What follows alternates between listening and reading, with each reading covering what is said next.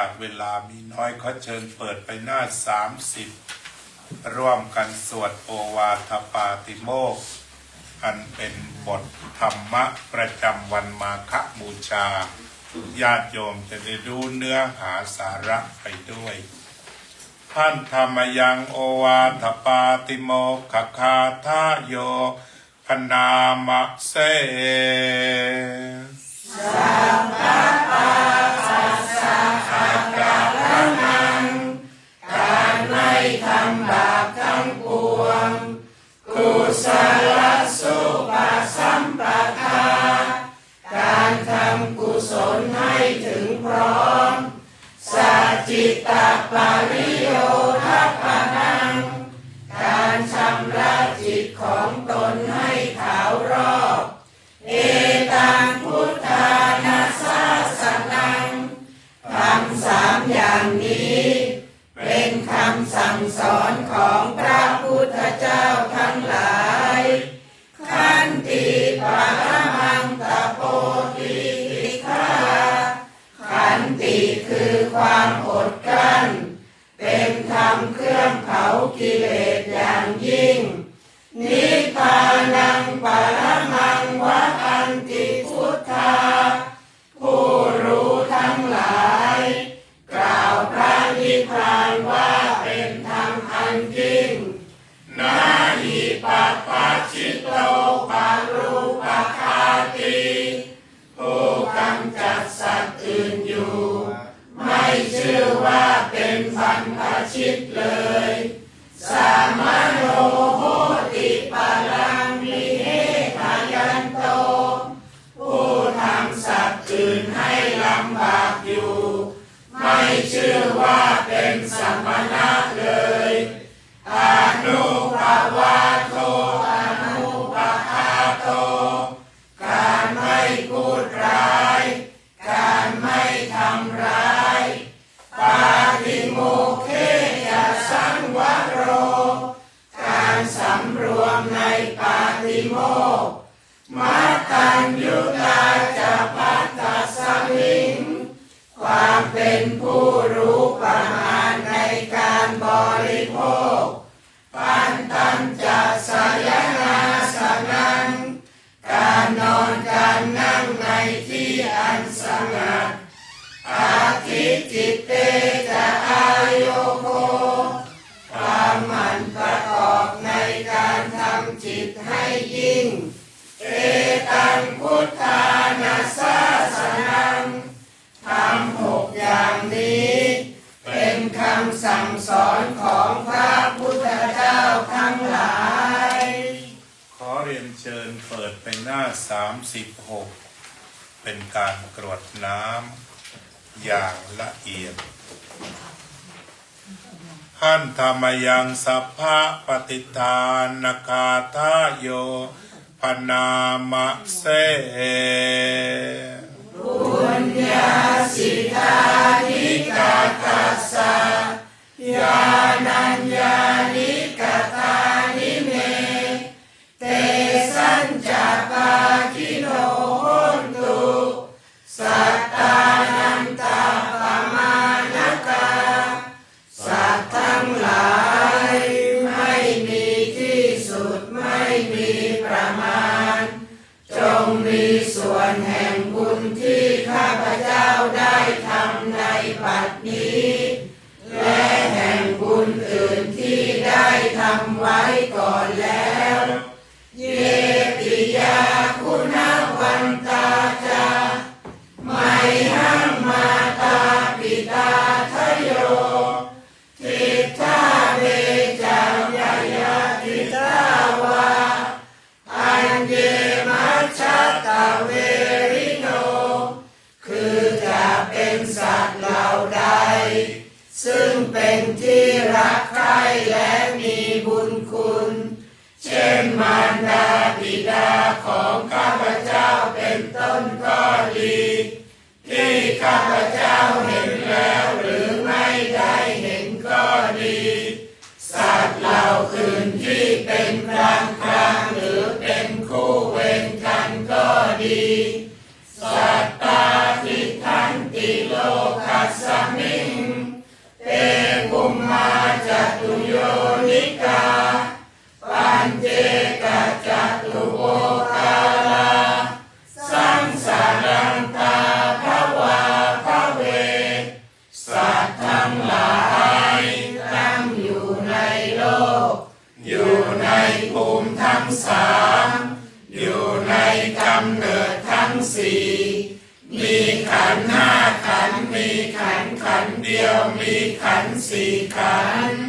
กำลังท่องเที่ยวอยู่ในภพน้อยภพใหญ่ก็ดี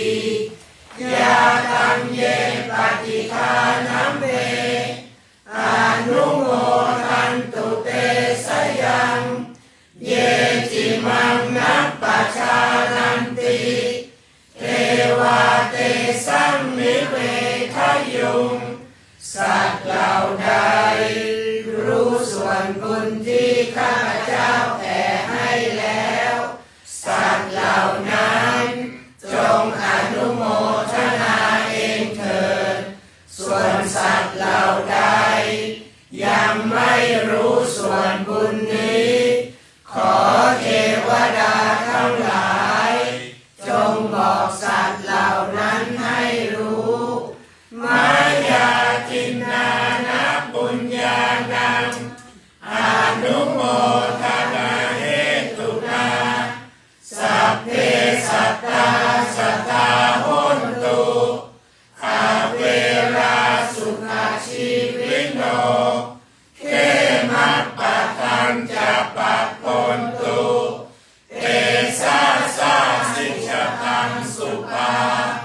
เพราะเหตุที่ได้อนุโมทนาส่วนบุญที่ข้าพเจ้าแผ่ให้แล้วสัตว์ทั้งหลายทั้งปวงจงเป็นผู้ไม่มีเวรอยู่เป็นสุขทุกเมื่อจนถึงบทอันเกษมกล่าวคือพระนิพพานความปรารถนาที่ดีงามของสัตว์เหล่านั้น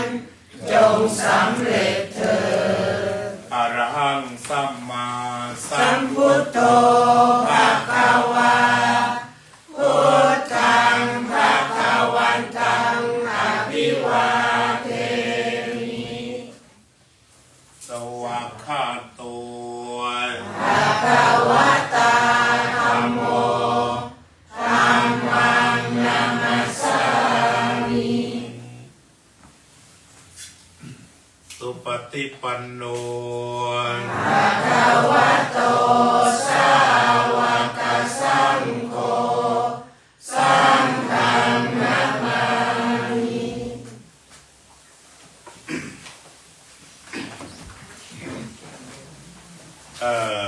ขอเจริญพรพี่น้องท่านสาธุชนทุกท่านกล่าวคำว่าสุขสันต์วันมาฆบูชาสำหรับปีนี้ก็ไม่ได้นัดหมายอะไรกันมากแต่เนื่องจากว่าทุกคนมีใจที่จะมาร่วมงานวันมาฆบูชากันอย่างพร้อมเพรียงจึงขออนุโมทนาเป็นอย่างยิ่งเพื่อให้งานวันนี้เป็นงานกุศลและเป็นบุญกับพี่น้องอย่างแท้จริงจึงขอประกาศขั้นตอนดังนี้เมื่ออาตมาพูดจบแล้วเดี๋ยวก็เรียนเชิญทุกท่านได้อาราธนาศีลห้ารับสมาทานศีลห้ากันแล้ววันนี้ก็อาราธนาท่านอาจารย์ดร.พระมหานรินทร์เป็นผู้นำสมาทานศีลหลังจากนั้นก็ถวายสังฆทานแล้วพระสงฆ์ก็จะไปรับอาหารรับประทานอาหารกันให้สบายที่สุดไปเรื่อยๆไม่เกินบ่ายโมงเราก็จะได้เวียนเทียนเมื่อเวียนเทียนเสร็จแล้วท่านที่จะอยู่ต่อก็มานั่งสมาธิกันไปถึงบ่าย2 โมงทำวัดเย็นไปถึงบ่าย 3 โมงจบสำหรับภาคบ่ายภาคค่ำเริ่มถ่ายทอดสด ตั้งแต่เวลา1 ทุ่มธรรมะภาคภาษาอังกฤษ1 ชั่วโมงต่อจากนั้นก็เป็นภาษาไทย3 ทุ่มเป็นภาษาอังกฤษถึง4 ทุ่มจาก4 ทุ่มถึง6 ทุ่มท่านอาจารย์ดร.พระมานรินทร์ก็จะมาบรรยายในภาคภาษาไทยต่อนั่นก็หมายความว่าถ้าท่านจะมาฟังถึงตัวที่วัดได้เห็นตัวเป็นบรรยายก็ขอเชิญเริ่มตั้งแต่1 ทุ่มถึงเวลาเที่ยงคืนถ้าหากว่าจะฟังแล้วก็ให้กำลังใจอยู่ที่บ้านแต่ก็ต้องแสดงตนว่าชื่ออะไรฟังอยู่ที่ไหนอย่างไรก็จะได้ชื่อว่าได้ร่วมกิจกรรมมหากุศลนี้กันบัดนี้เป็นเวลาสมควรขอเชิญร่วมกันอาราธนาศีล 5พร้อมกันมยังพันเตวิสุรัตนาทายาติสรเนนะสหปัญจศีลานิยาจามะทุติยัมปิมยังพันเตวิสุรัตนาทายาติสรเนนะสหปัญจศีลานิยาจามะตติยัมปิมยังพันเตวิสุรัตนาทายาติสรเนนะสหปัญจศีลานิยาจามะนะโมตัสสะภะคะวะโตอะระหะโตสัมมาสัมพุทธัสสะนะโมตัสสะภะคะวะโตอะระหะโตสัมมาสัมพุทธัสสะนะโมตัสสะภะคะวะโตอะระหะโตสัมมาสัมพุทธัสสะนะโมตัสสะภะคะวะโตอะระหะโตสัมมาสัมพุทธัสสะนะโมตัสสะภะคะวะโตอะระหะโตสัมมาสัมพุทธัสสะนะโมตัสสะภะคะวะโตอะระหะโตสัมมาสัมพุทธัสสะ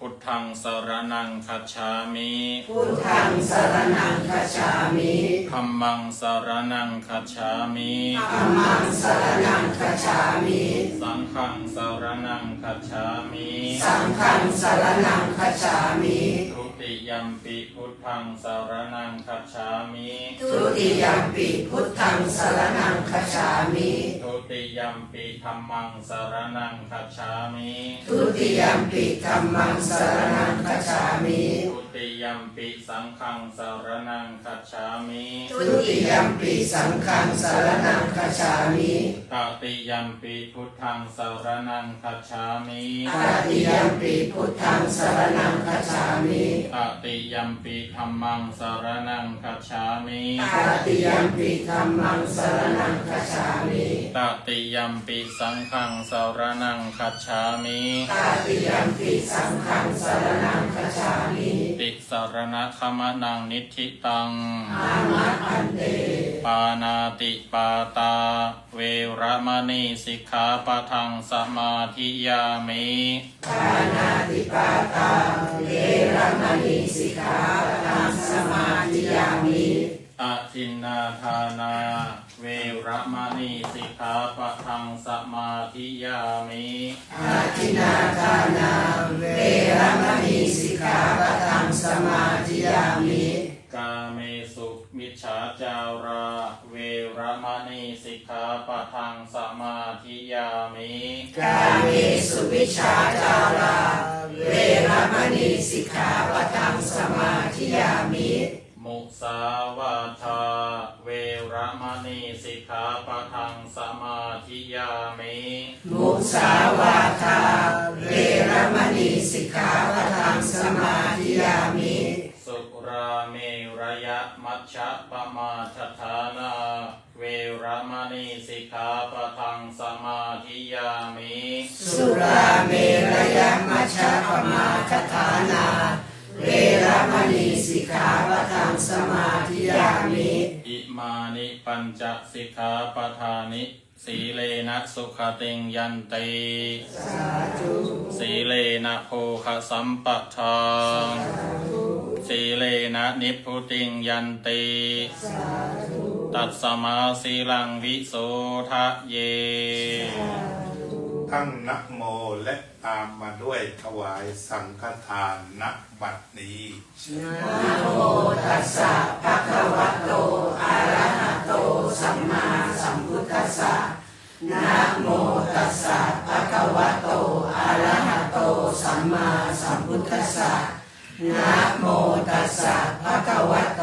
อะระหะโตสัมมาสัมพุทธัสสะอิมานิมะยังพันเตภัตตานิสัพพะริวารานิภิกขุสังคัสสะโอโนชยามะสาธุโนพันเตภิกขุสังโฆอิมานิภัตตานิสัพพะริวารานิปฏิคันหาตุอัมหากังทีฆรตังหิตายะสุขายะข้าแต่พระสงฆ์ผู้เจริญข้าพระเจ้าทั้งหลายขอน้อมถวายซึ่งภัตตาหารกับของบริวารทั้งหลายเหล่านี้แด่พระภิกษุสงฆ์ขอพระภิกษุสงฆ์จงโปรดรับซึ่งภัตตาหารกับของบริวารทั้งหลายเหล่านี้ของข้าพเจ้าทั้งหลายเพื่อประโยชน์เพื่อความสุขแก่ข้าพเจ้าทั้งหลายสิ้นกาลนานเถิด สาธุยะถาวาริหาปุราปริปุเรนติสาคารังเอวะอิโตทินังเปตานังอุปกัปปติอิจิตังปฏิตังตุมมังอิปะเมวะสามิจจโตสัพเพปุเรนตุสังกปาจันโทปนรสโสยตามณิโชติรสโสยตา สัพพิสิโยวิวัชชันตุสัพพะโรโควินาศตุมาเตภวัตวันตรายโยสุขีทีขายุโกภวะอภิวาทนาสิริสนิจจังวุฒาปัจจายโนจัตตารโอธรรมาวัฏฐันติอายุวันโนสุขังอาลังชยเสติทานังลาภังโสติภคยังสุขังพลังสิริอายุจวันโนจะโพคังวุติจยสวะสัตวัสสะจะอายุจะชีวสิทธิภวันตุเตภวตุสัพพมังคลังรักขันตุสัพพเทวตาสัพพพุทธานุภาเว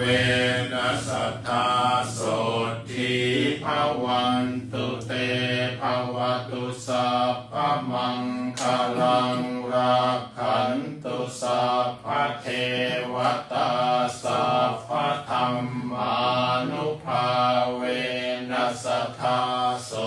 ทิภวันตุเตภวตุสัพพมังคลังรักขันตุสัพพเทวตาสัพพสังฆานุภาเวนัสสทธาโสทิภวันตุเต ในวาระมาฆบูชา ขออวยพรท่านสาธุชนว่า ขอให้ท่านทั้งหลายได้ประโยชน์ ได้รุ่งโรจน์ปัจจุบันอนาคต ได้เจริญในธรรมของพระตถาคต กิเลสลดใจสบายคลายร้อนรน ให้พ้นทุกข์พ้นโศกพ้นโรคภัย กระทำการใดๆสำเร็จผล มีความสุขท่ามกลางญาติและฝูงชน ไม่ยากจนมีทรัพย์พอ ก่อสุขเอ่ย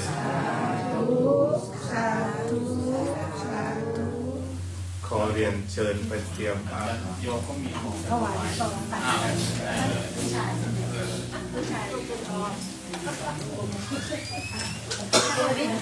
อีกอย่างมาจากวัดน้ำมันนะคะ โยมมาจากนวมินท แต่ ร์ ตอนนี้มาอยู่เมืองไทยแล้วมาเยี่ยมลูก โยม ค้า ชื่อกุ้งครับ อีกค่ะ